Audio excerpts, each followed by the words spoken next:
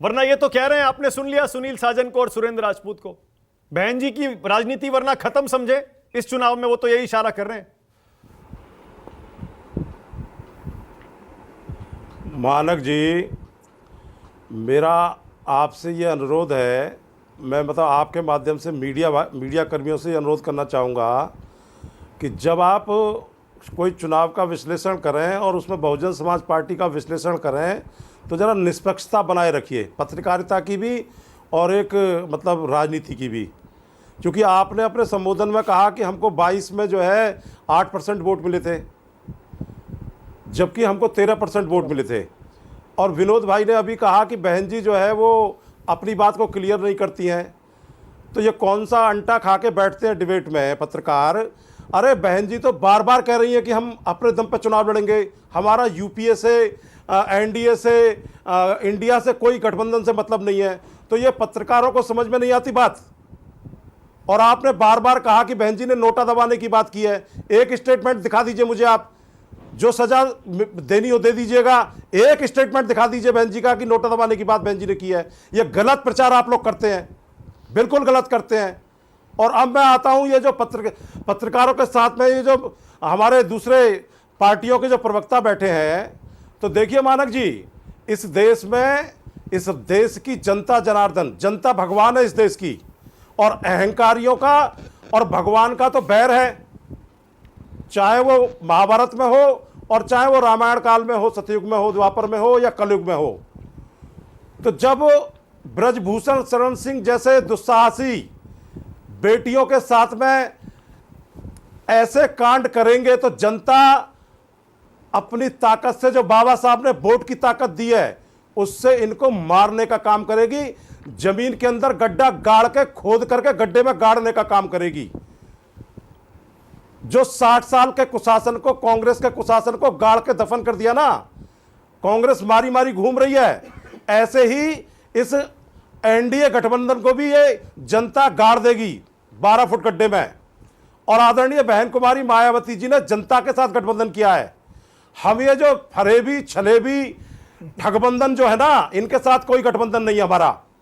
मैं दोबारा क्लियर कर दूं आप लोगों के लिए, पत्रकारों के लिए, कि दोबारा आप इस बात को मत कहिएगा कि बहन जी जो है कंफ्यूजन में रहती हैं। बहन जी कोई कंफ्यूजन में नहीं रहती हैं। बहन जी डंके की चोट पर राजनीति करती हैं।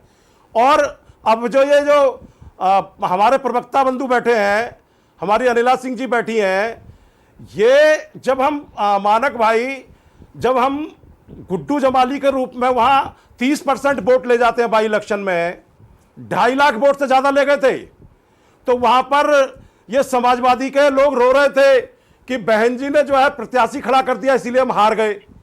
और अब ये जो एनडीए के गठबंधन के जो घंटा बजा रहे हैं, ये रो रहे हैं कि बहन जी ने जो है मतलब प्रत्याशी खड़ा नहीं किया तो हम हार गए। तो इसका मतलब तो ताकत बहुजन समाज पार्टी के पास है। और मान्यवर साहब कहते थे अपने भाषणों में कि बहुजन समाज के लोगों को सत्ता की मास्टर की अपने पास रखनी है, तो वो सत्ता की जो मास्टर की है वो हमारे पास है।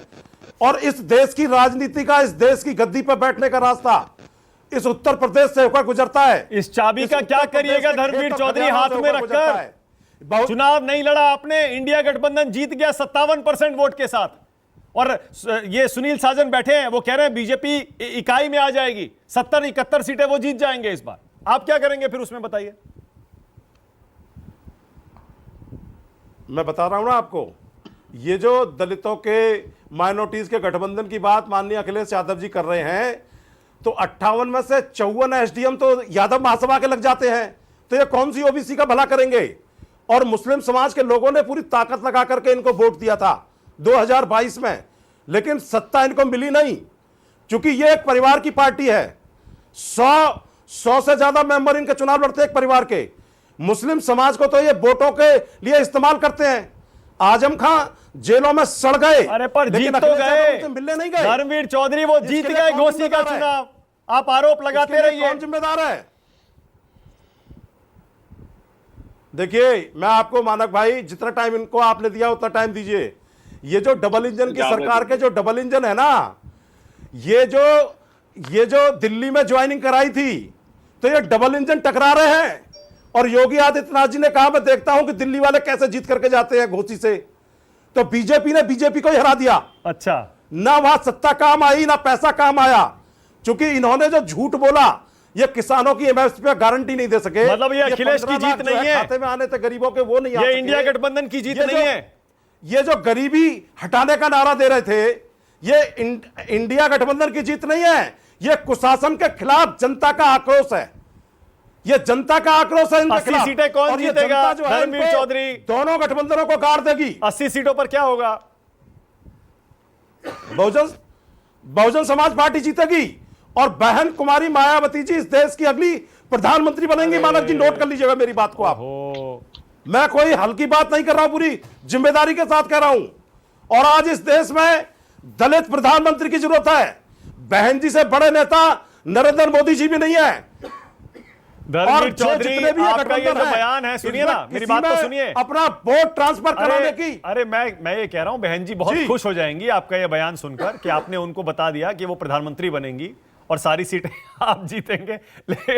लेकिन इस पर यकीन कैसे हो, ये तो बताइए। आप तो चुनाव नहीं लड़े इस बार, आपका सारा वोट अखिलेश के पास चला गया, इंडिया गठबंधन के पास चला गया। घोसी में इंडिया गठबंधन 57% वोट लेकर जीत गया। धर्मवीर चौधरी 57%। मानक जी, जब मीडिया 2007 में हमको सरकार बनाने का जनादेश नहीं दे रहा था, तो बहन कुमारी मायावती जी के नेतृत्व में सर्व समाज के लोगों ने सर्वजन हिताय सर्वजन सुखाय नारे के साथ में हमने स्पष्ट बहुमत की सरकार चलाई थी, आपको ध्यान होगा। तो बहुजन समाज पार्टी तो जनता के बीच में जाती है। हम जनता की बात करते हैं, हम संविधान बचाने की बात करते हैं, हम गरीबों की बात करते हैं, हम किसानों की बात करते हैं। ओके, अनिला सिंह, लुटेरे गठबंधन है। ओके, अनिला सिंह।